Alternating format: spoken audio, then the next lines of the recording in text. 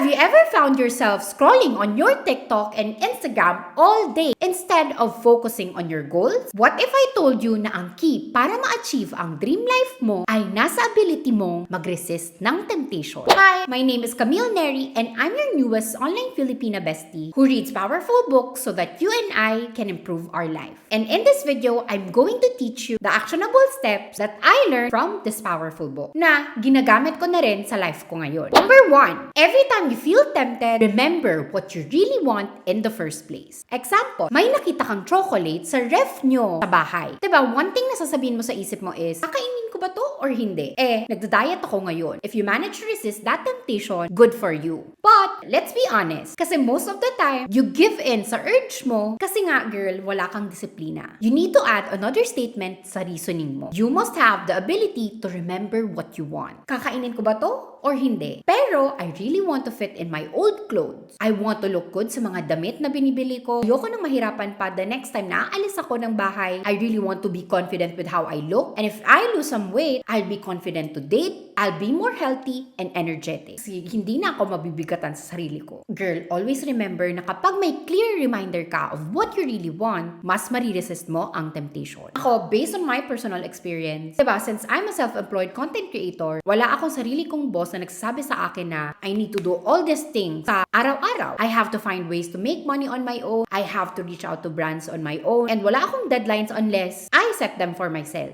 Kung tutuusin, I can work anytime I want. But this also means that I need to be more strict with my discipline and work routine every single day. Before, when I needed to film my videos, my inner dialogue sa isip ko would go something like this. Okay, tinatamad ako ngayon. I'll just do everything tomorrow. Hindi lang talaga ako motivated ngayon mag-work. Then, that would be the end of the conversation inside my head. Mahihigaan ako niyan, scroll through my phone all day, and I'd end up feeling even more tired because wala akong nagawang productive. And during those times, akala ko, okay lang yun. Simula nang natutunan ko tong technique na to add another reasoning sa inner dialogue ko to remind myself what I really want, my self-talk has changed. Okay, nafe-feel kong tinatabad ako ngayon. Nakakatamad kayang mag-film at gumawa ng mga scripts. But I genuinely want to be a content creator with millions of subscribers and followers. And if I show up every single day, I will be able to give myself the dream life I aspire to have. Kapag na-reach ko yung gantong subscribers na gusto kong i-hit, possible na maging stable job ko na to, na hindi ko na kailangan bumalik pa sa old job ko na hindi ako masayang gawin. If I do this, if I film now, if I work now, I'll be closer to my dream life. I'll be one step closer to my dream vacation. Girl, this is a powerful tool that you can use every single day. By consistently reminding yourself of what you truly want to happen in your life, in your career, in your relationships, you can resist the temptation.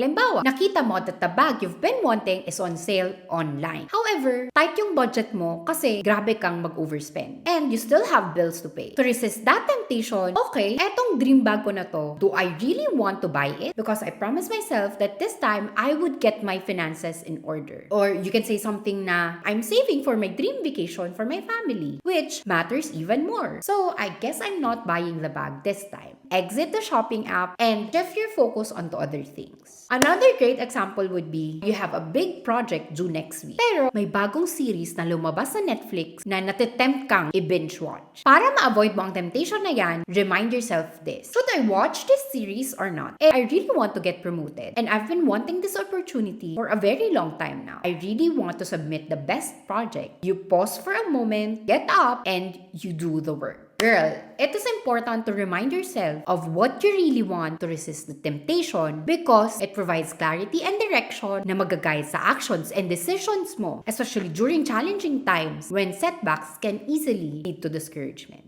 Number 2, every time you get tempted, challenge and practice stopping yourself and catching yourself sooner. Girl, alam mo kung bakit? Dahil mas maa-avoid mo ang impulsive choices mo that you might regret later. Ikaw, you find yourself mindlessly scrolling sa social media mo for hours and hours. Especially kapag bored ka, diba? By practice stopping yourself kapag nangyayari to and by deciding to set your timer for 5 minutes lang para ubusin na lahat ng content na mapapanood mo in just 5 minutes. And when the timer goes off, you catch yourself and redirect your focus onto other things. Iwanan mo na yung cellphone mo dyan na hindi mo nakikita. And the more you practice this, the more your willpower gets stronger. Okay, for example, you are trying to get a healthier lifestyle, pero bigla kang na-tempt to eat late night snacks. snacks. Kapag na-feel mo yung urge mo to grab those huge chips, challenge yourself at the moment, pause, and uminom ka muna ng tubig. Then, redirect your focus onto other things. Again, the more you practice this, the more you will be disciplined. Sa first thought pa lang ng temptation, mag-no ka muna. I-challenge mo muna ang sarili mo. Diba? You have this habit of online shopping kapag nasa-stress ka or kapag nanonood ka ng mga haul videos na to. Instead of immediately buying those things, you challenge yourself by stopping that idea sa isip mo. I-exit mo yung app and then bitawan mo na yung cellphone mo. Challenge yourself na hindi mo bubuksan yung app mo na yon for 24 hours. Mamamalayan mo na lang na hindi mo naman talaga yun gusto. Ako, for my personal experience, whenever I start to overthink, lagi kong tinatry i-catch ang sarili ko at the first negative thought na nag-pop sa isip ko. Actually, sinasabihan ko pa yung sarili ko, oops, hindi pwede. I get up and distract myself. Tinatry kong i-prevent ang sarili ko na hindi siya mag-escalate because I know what happens if I let those thoughts spiral sa isip ko. Again, every time you feel tempted, practice the challenge of stopping yourself and catching those urges sooner. Next, every time you get tempted, remember how much you wanted that reward at the end. Example, etong mga notes na nakikita mo dito sa side ko, those are my manifesting reward list. Andyan lahat ng mga rewards ko sa sarili ko kapag na-hit ko yung mga goals ko. And one of the things that I wrote down there is, sabi ko sa sarili ko, when I stayed consistent in posting YouTube videos for 6 months, I will buy myself my dream camera. It's either Canon G7 Mark II or the DJI Osmo Pocket 3. Isa din sa mga nakasulat dyan is, if I hit this specific number of followers sa TikTok ko, I will book myself a first-class ticket going to my dream country. And yung pinaka-ultimate goal ko na sobrang gusto ko talaga ma-experience is, I want to go back to New York. But this time, during Christmas season, kasi gusto ko talaga yung ma-experience. And alam mo, every time I feel tempted to lie down, watch TV all day, scroll mindlessly online, or postponing filming day for me para makipag-date or lumabas, mas lalo kong nire-remind ang sarili ko nung feeling na nasa New York ako, wearing this thick, gorgeous winter clothes, nagsisip ako ng something hot sa isang coffee shop habang nagsusnow with the view of the Golden Gate Bridge. Alam mo yung vibe ng Christmas sa New York City. As in, kapag na-imagine ko siya, alam ko, kakayanin ko siya. Mas eager ako to work sa mga goals ko. So yun, so ultimate dream ko for myself na gusto ko mangyari. Kasi pag na-hit ko yun, masasabi ko sa sarili ko na, wow, lahat ng accomplishments ko na to, sa content creation ko, ang dami kong self-doubts na hindi ko to kaya sa umpisa, pero nangyari siya. Ay! Isa din sa na-observe ko is, the more na specific yung reward mo sa sarili mo, hindi material na bagay, the more na mas pag-iigihan mo. So happy. Next, every time you feel tempted, always remember the consequences of your actions.